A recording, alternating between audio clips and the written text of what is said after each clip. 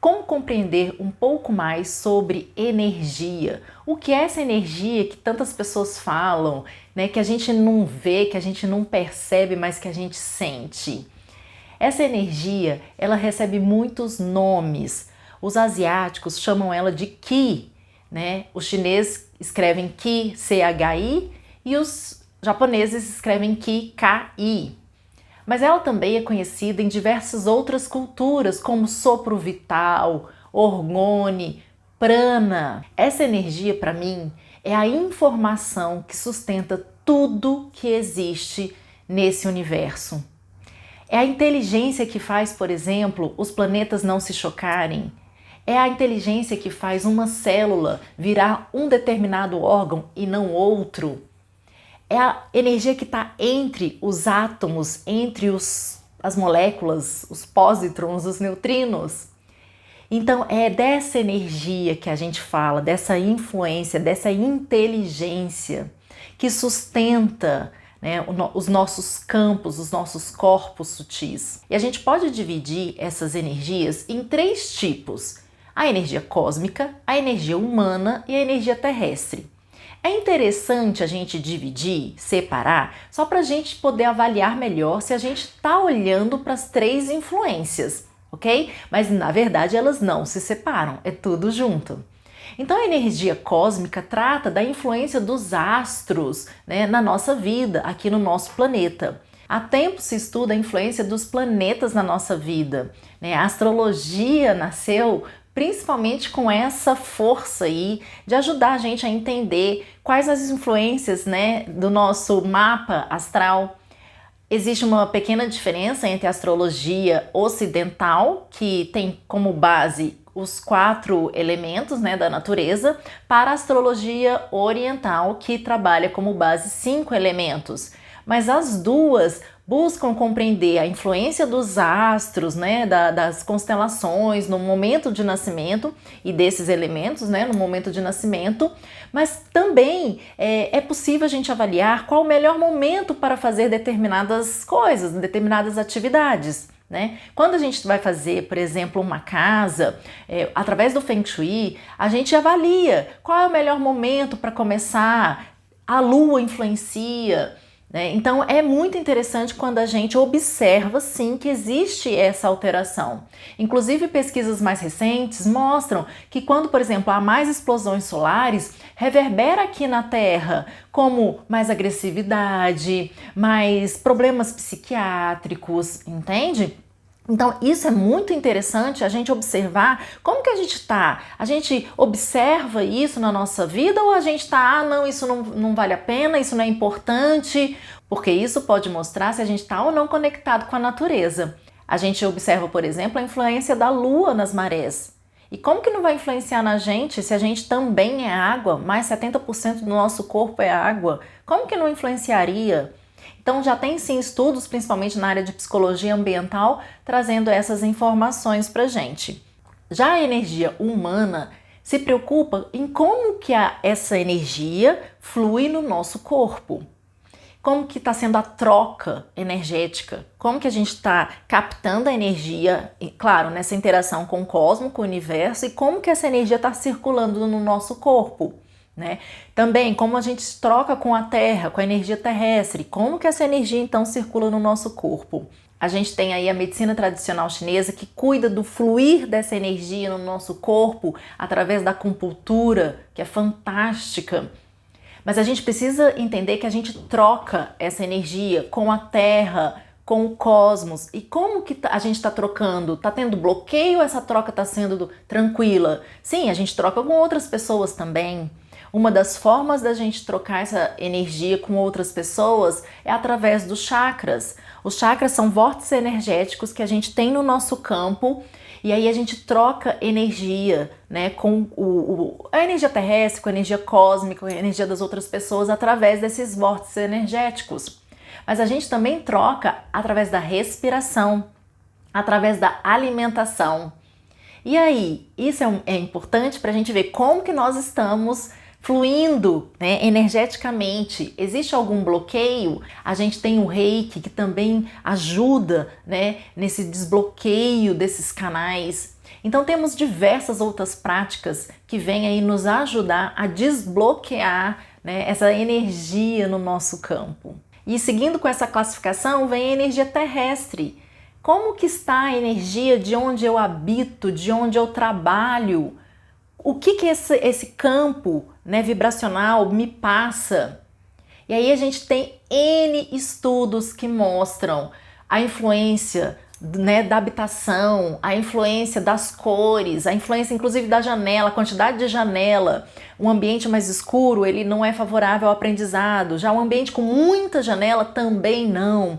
Então tem vários estudos, o uso das cores, né? Tem um estudo muito interessante que foi feito numa penitenciária. Começaram a utilizar a cor rosa, por exemplo, no uniforme dos presos. E eles começaram a ficar mais amáveis. Olha que coisa! O índice de agressividade diminuiu. Então você imagina, de repente, pintar esses locais com uma cor mais amena, uma cor que traz mais paz, traz mais amorosidade. Então, na análise ambiental, a gente foca muito nessa energia. Como é a energia terrestre, como é a energia da forma do nosso espaço, além das energias, das formas, dos objetos, se tem alteração de campo eletromagnético. Então a gente busca analisar profundamente como que está essa energia do entorno. E a gente pode classificar a qualidade dessa energia de 3 formas.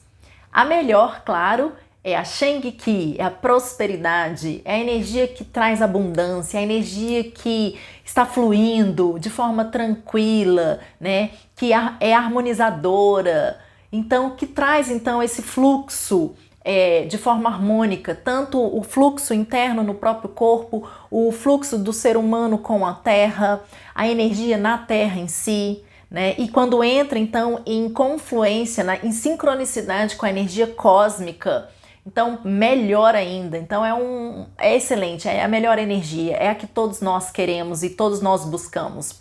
Então, na análise pessoal, a gente busca Sheng Qi no corpo, né? Prosperidade, essa energia que flui no corpo. E na análise ambiental, a gente procura, então, Sheng Qi nos ambientes. O que seria isso, então? Nos ambientes, a gente tem que tomar cuidado para a boa circulação, né, da energia. E o que a gente fala? Que a energia não pode nem ir rápida demais e nem ficar parada demais. Então, Sheng Qi é o meio, né? O caminho do meio.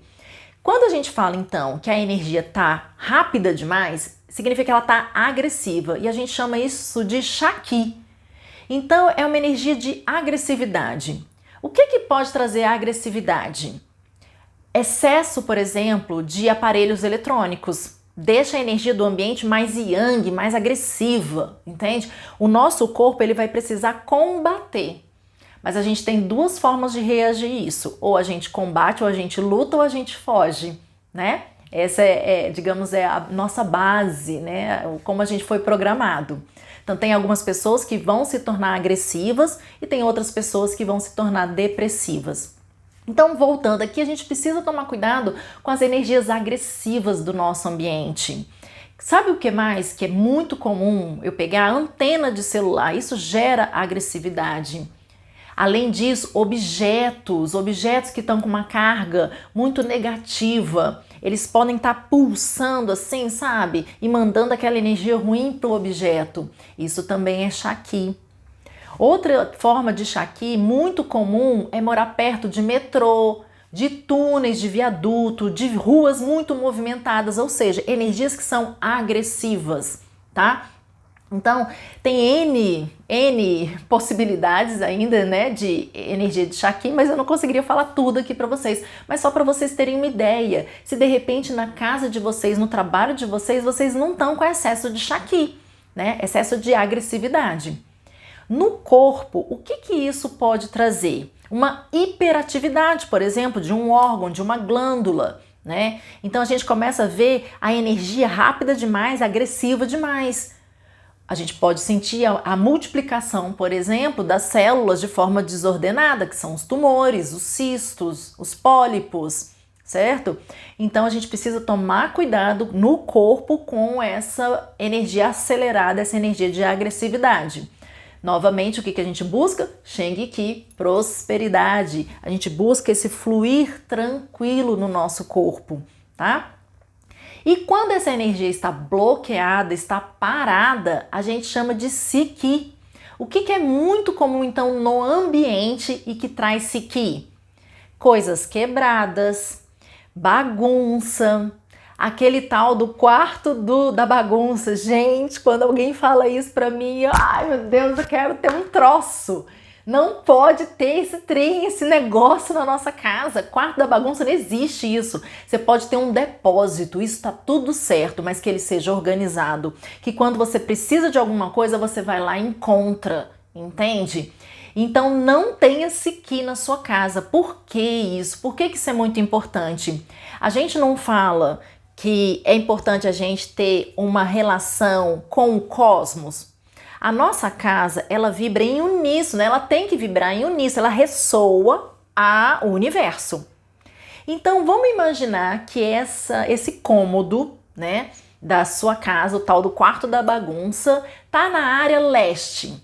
A área leste tem a ver com o nascer do sol. Se você nunca observou aonde nasce o sol na sua casa, talvez seja um bom momento, porque talvez isso que está acontecendo tudo na nossa vida seja um grande chamado para a gente se reconectar com a natureza, porque a gente perdeu isso. Muitas pessoas perderam isso, entraram num automático e esqueceram de olhar para fora como é que funciona o universo, estão totalmente contrárias, indo ao contrário do fluxo do universo. E aí começa a ter doença no corpo, porque isso que eu tô falando é a interação.